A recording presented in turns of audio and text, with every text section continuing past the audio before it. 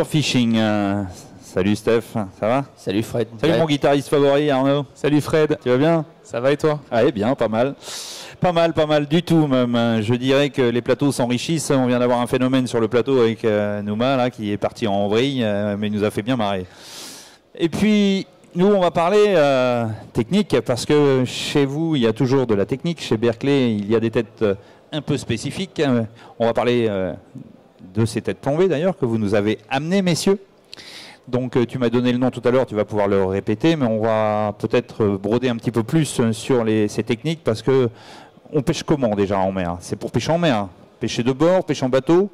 Allez, qui s'y colle? Steph? Alors, ouais. En fait, cette tête plombée, la Snapjig, c'est une tête qui est assez polyvalente, dans le sens où on va pouvoir l'utiliser en mer, mais on peut l'utiliser en eau douce également. Donc, diverses applications intéressantes. Alors, en mer, d'abord, c'est une tête qui va être intéressante pour pêcher à la volée. Ça va intéresser les pêcheurs en kayak, les pêcheurs en bateau, qui pêchent entre 2 et 10 mètres de profondeur, puisque c'est une tête qui est équipée avec des petites ailettes.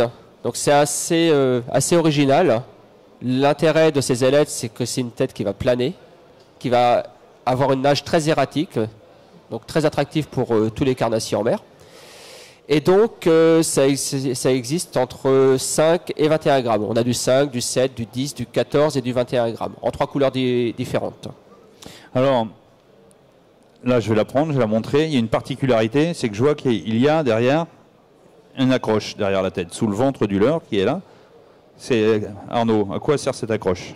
Alors, cette petite accroche, ça permet d'accrocher un triple, par exemple, quand on installe un leurre un peu plus volumineux derrière, ou alors tout simplement une palette. Donc pour augmenter l'attractivité du leurre. D'accord. Voilà. Et sur cette tête plombée, on peut adapter, il y en a de plusieurs tailles, on peut mettre du petit, du moyen, du gros leurre, enfin je sais pas, je demande. Exactement, en fait, on a des poids entre 5 et 21 grammes, avec à chaque fois 2 tailles d'hameçon, ce qui permet en fait d'adapter les leurres que vous utilisez généralement à la pêche. Alors moi, sur ce type de tête plombée, j'ai plutôt tendance à installer un petit finesse comme ça, donc un petit shad avec une queue en V. Et on peut bien sûr installer un worm.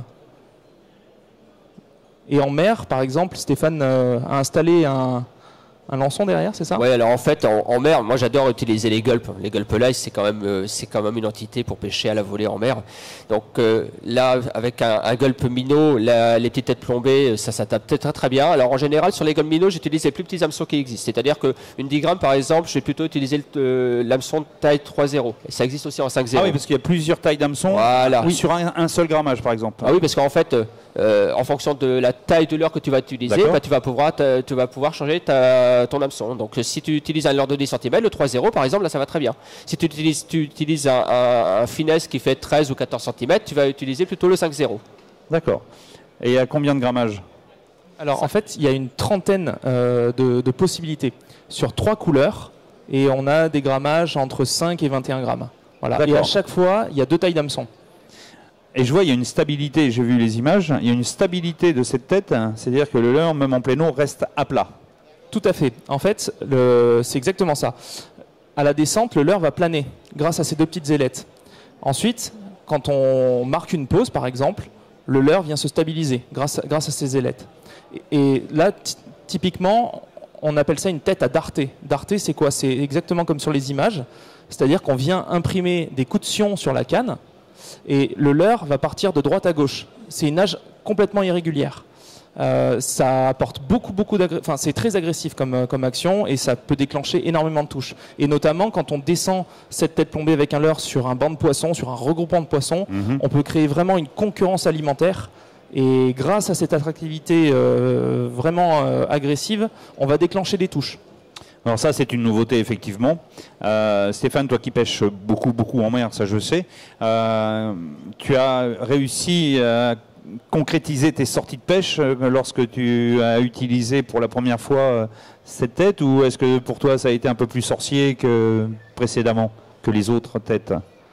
Moi, dès que j'ai vu cette tête-là, je me suis dit, j'ai tout de suite vu l'application. Moi qui suis un pêcheur à la volée par excellence en mer, j'ai tout de suite vu sur quelle leurre j'allais les monter. Enfin, en priorité les Gulp Live, les finesses donc avec les minots, et puis les worms avec les heels avec la plus grosse tête.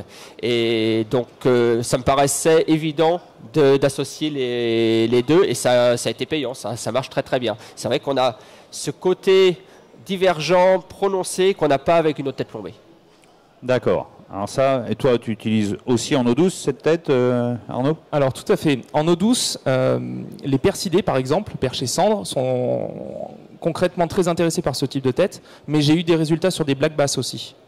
Et alors bien sûr sur les brochets, sur tout type de carnassier en fait. C'est une tête ultra polyvalente. On va attraper tout type de carnassier avec ce genre de leurre.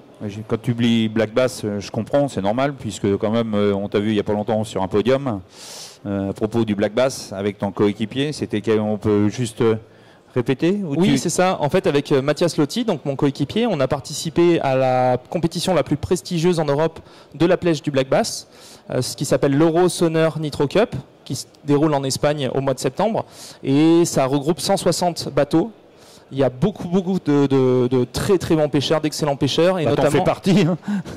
Si, maintenant, si. Tu peux te considérer comme ça. Tu les vois là-haut, mais t'en fais partie. Et du coup, cette année, on a eu Mike Iaconelli. Mike Iaconelli, qui est un grand champion américain, qui nous a fait l'honneur de venir. Et on a préparé un petit peu cette compétition-là en équipe, avec Bastien Nicolet, qui a pêché avec Mike Iaconelli, et Mathias et moi. Et on a super bien préparé cette compétition, puisqu'on a fini premier, deuxième. Voilà. C'est pour ça que je dis, tu peux en parler, tu fais partie des meilleurs aussi maintenant, puisque tu es en haut du pavé, quoi, c'est le cas de le dire. Tu dis, il y a les très bons pêcheurs, mais tu en fais partie. Donc pense que merci, mais non, mais tu l'as prouvé puisque vous êtes sur le podium avec le mat, et c'est clair, quoi.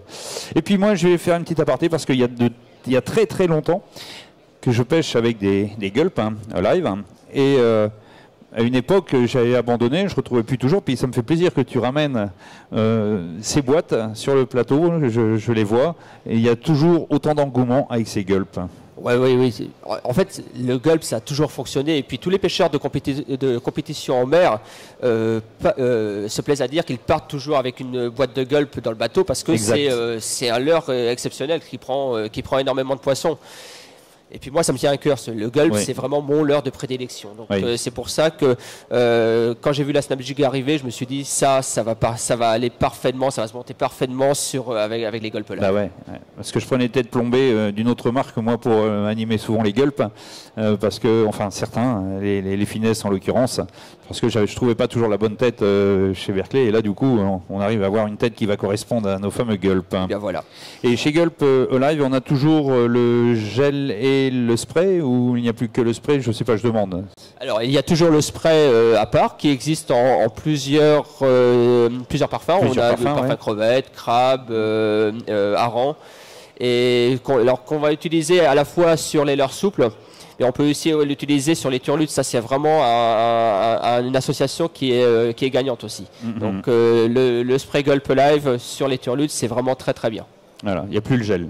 Il n'y a plus le gel. C'est bien dommage, j'aimais bien ça. J'en ai consommé quelques bidons. Merci, messieurs, d'être venus nous présenter cette nouvelle tête. On rappelle le nom, la Berkeley Snap Jig. Berkeley Snap Jig. Tout à fait. Merci, on vous retrouve sur votre stand jusqu'à la fin de ce week-end, jusqu'à ce soir, puisque nous sommes sur le dernier run. On vous attend. Ça marche. Merci, et continuez sur le fil Fishing TV.